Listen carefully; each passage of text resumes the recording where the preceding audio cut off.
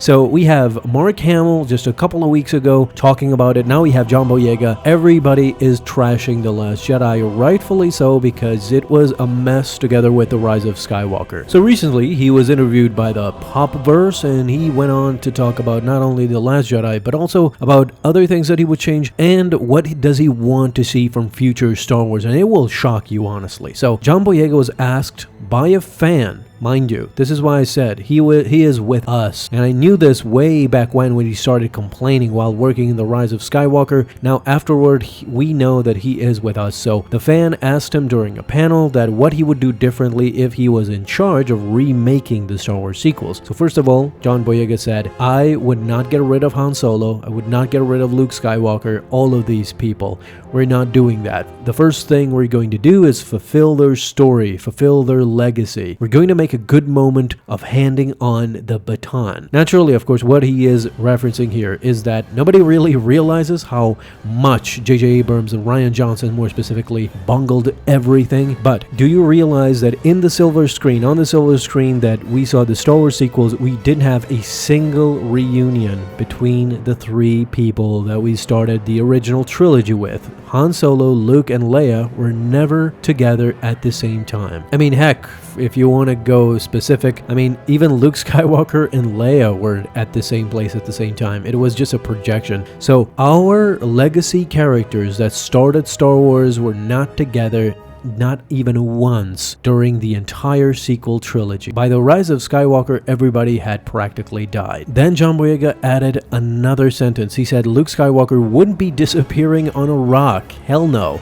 Standing there and he's like a projector, question mark. I would want to give those actors way more. So naturally what he's trying to say is that give the respect that was due to Luke Skywalker. Luke just died as an old hermit going up against Ben Solo in a projection form. It's just not Luke Skywalker. The Last Jedi pretty much ruined Luke Skywalker as a character. Then The Rise of Skywalker ruined Darth Vader and Palpatine, ruined Vader's sacrifice. Palpatine is somehow back. The sequels did a number on the original trilogy, and I seriously doubt that anybody who takes the sequel trilogy seriously or anybody who's seen them will see the original trilogy the same way, because the original trilogy can never be seen with the same eyes. Come on. Naturally, John went on to say that he wanted much more from his character Finn, wanted much more from Rey and Poe. He originally thought that he was going to be a Force sensitive. This is what The Force Awakens him wielding, a lightsaber and all that. This is what he thought it was leading to, but of course, as we see in The Rise of Skywalker and of course in The Last Jedi, his character is basically just an afterthought. He doesn't do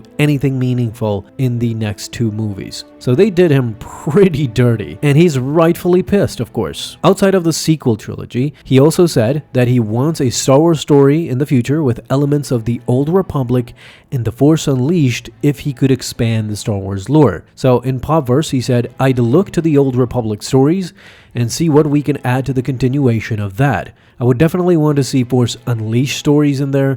I would love to try to expand the Star Wars universe as much as possible while respecting the lore. If we're expanding the lore, we have to do it within the respective boundaries that stay true. So, I mean, even previous actors of Star Wars want Old Republic stories and the Force Unleashed. Sam Witwer, pack your bags, baby, because somehow, someway, I feel like Starkiller is supposed to return. This wasn't the only complaint by an actor. Of course, we have the main enchilada. We have Mark Hamill complaining as well. Yes, ladies and gentlemen, it's true. In a recent interview, Mark Hamill just dissed Rian Johnson quietly. Man, oh man, I'm so gratified that we are not the crazy ones that hate the sequel trilogy, especially The Last Jedi, which decisively kind of ruined Luke Skywalker. Mark Hamill has always hinted something about Dave Filoni and Jon Favreau. The love for them that he has literally said that Dave Filoni and Jon Favreau are the best thing for Star Wars right now in a recent interview with The Hollywood Reporter. Hello there. Hello there, my guys. Welcome to Star Wars Comics, where today we're going to discuss, of course, the infamous Mark Hamill, who is back in the news. In this interview, the guy not only destroyed The Last Jedi, but put Rian Johnson on notice. So let's go immediately into the interview interview, and we're going to talk later about what does this all mean. So it's this article from the Hollywood Reporter. It literally just came out yesterday, and he talks about his whole career, of course, his voiceover thing, but eventually we come, of course, to Star Wars. Now here's exactly what Mark Hamill said, and you will notice as he's speaking, he's very, very detailed as to what he says. So the interviewer kind of went on asking about the de-aged version of Luke Skywalker in The Mandalorian, which Mark Hamill, of course, took part in, even in the Book of Boba Fett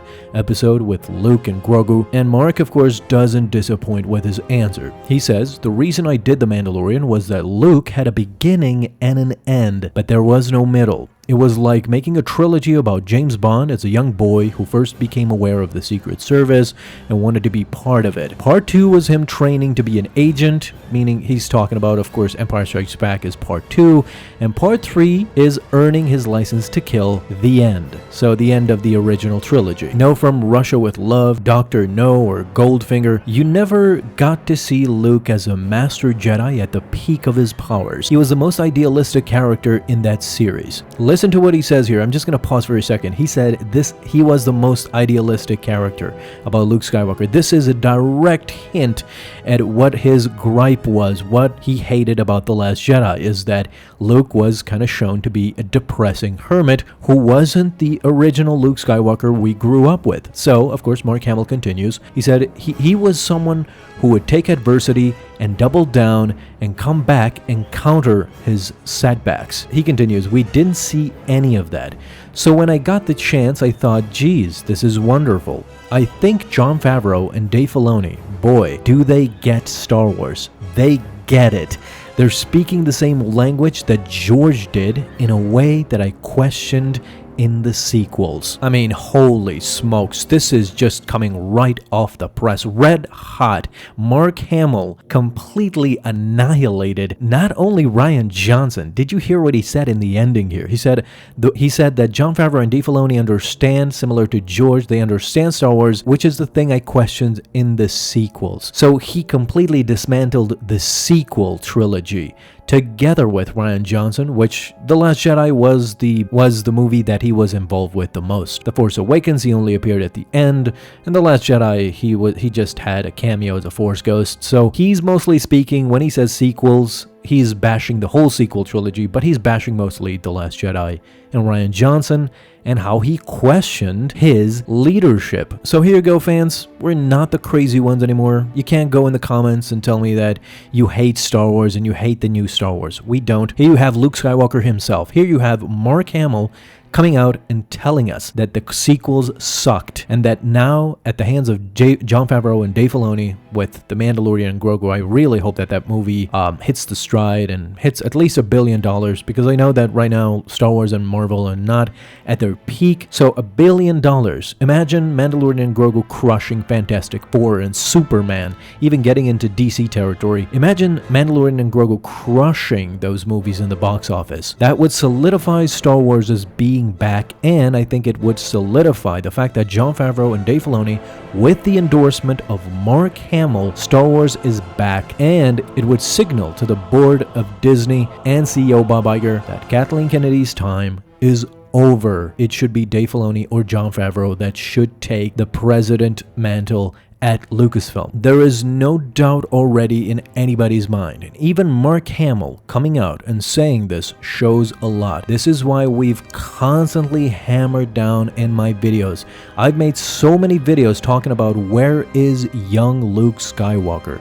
Where is the Jedi Master that we know and love, that we've read in the books, in the comics, in legends, in canon? Luke Skywalker only appears in paper form. We've never seen Luke in the silver screen. We've talked about 3D animated version of Luke Skywalker post Return of the Jedi. Anything that would give us a visual representation, a TV show, a series, a movie, anything that shows what Luke Skywalker really became after Return of the Jedi. This way, I hate the fact that Mark Hamill could realistically die. He is up there in age. He is in his 70s. Mark Hamill could die and not watch Luke Skywalker be the true Jedi that even Mark Hamill envisioned him to be.